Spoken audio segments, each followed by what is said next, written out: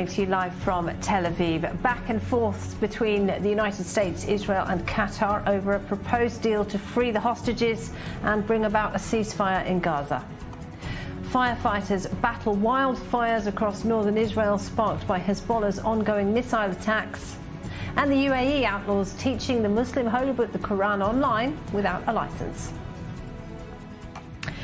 Qatar says it has sent Israel's terms for a truce and hostage release deal to Hamas, but says it doubts the Israeli government can unite behind it. A Hamas official, meanwhile, said the group didn't believe Israel was serious about a deal. Both sides reportedly have teams in Cairo in an effort to secure a deal that was outlined by the US President Joe Biden last Friday. This a day after Israel announced the deaths of 4 more hostages in Hamas captivity. 124 people are still being held. Our Middle East correspondent Ariel Osaran has more. With a much-awaited ceasefire and hostage deal for Gaza still unresolved, an Israeli delegation is in Egypt on Tuesday to try to complete the task, coinciding with a delegation from Hamas also visiting Cairo. For now, thank you very much indeed. Well, as talks continue, so does the fighting in Gaza. We can go to the south of Israel now. We're joined by our Nicole Zedek. Nicole, what's happening? Yes, Laura. Well, as far as the latest update from the IDF, the military has confirmed that they're beginning a new operation in the central part of the Gaza Strip, specifically Al-Baraj. This is an area where the IDF first operated back in January, which at this point is about 6 months ago. So the IDF giving very little information at this point, but saying fighter jets are attacking different Hamas targets inside Al-Baraj, while ground forces are conducting precise military operations there. North of Israel, which was started by rocket and missile attacks launched by the Iranian-backed Lebanese terrorist group Hezbollah. Residents from the largely emptied-out northern border towns, such as Kiryat Shmona, are demanding that the government take action now. Our correspondent Robert Swift was in the north last night. Here's his report.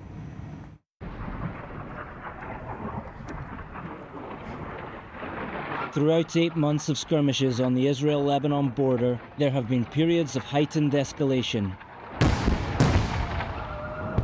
None so far have led to all-out war. But as the summer heats up, that may change. A newspaper affiliated with Hezbollah claims the UK has warned Beirut that Israel is planning a large-scale offensive in Lebanon. The outlet Al-Akhbar said the British had warned the Lebanese to take necessary precautions. The US, meanwhile, is reportedly continuing with its efforts to negotiate some kind of deal between Israel and Lebanon.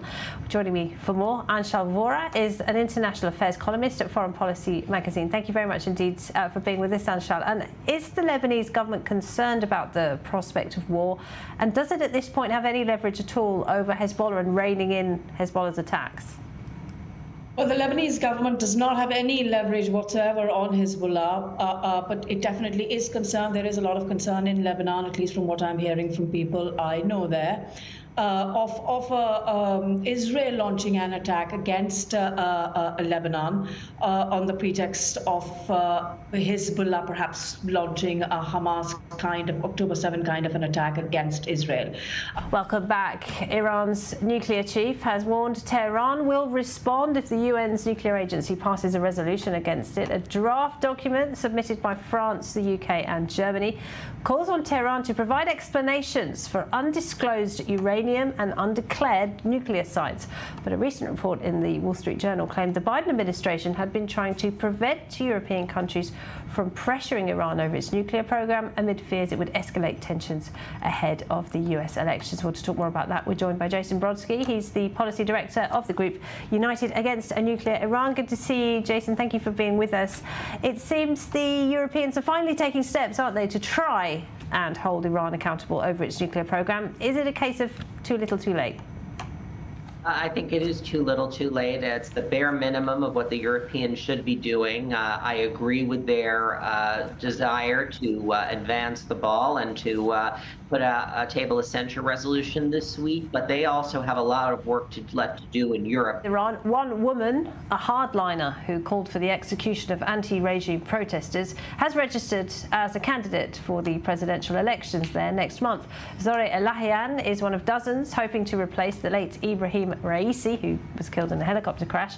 Turnout is expected to be low following a record low turnout for the parliamentary elections earlier this year. And of course, Iran's supreme leader, Ayatollah Khamenei, will have the last say. Our senior correspondent, Bianca Zanini, has more.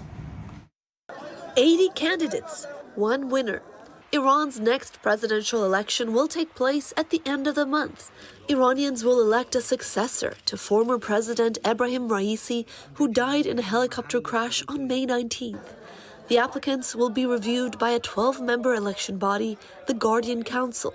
Among the main candidates is Iran's hardline parliament speaker and a former vice president, Mohammad Bagher Khalibaf, a candidate with close ties to the Iranian paramilitary Revolutionary Guard. If I don't register for these elections, all the work that we have started towards resolving the economic issues of the people in the popular government and the revolutionary parliament, which is now at the stage of fruition, will remain unfinished.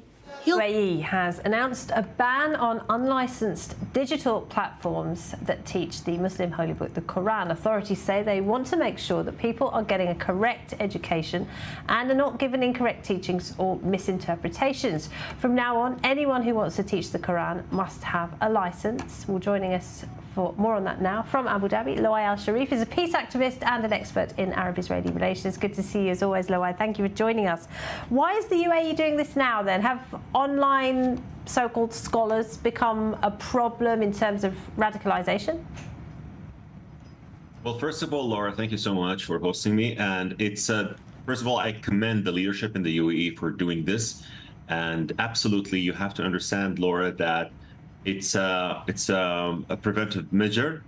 So before you have a problem with people who have these kind of misinterpretations that can lead the youth to have some sort of a violent action against others.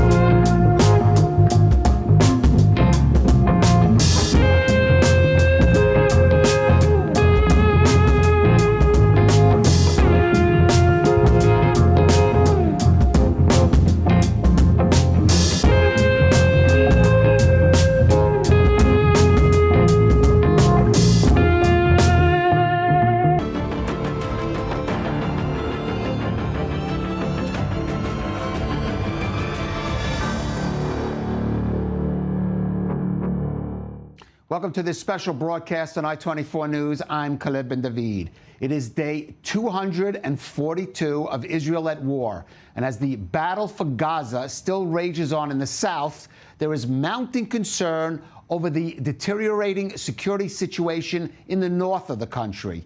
Air attacks launched by Hezbollah from South Lebanon have intensified in recent days, with no foreseeable situation in the near future that would enable the safe return of over 80,000 residents evacuated from the border region.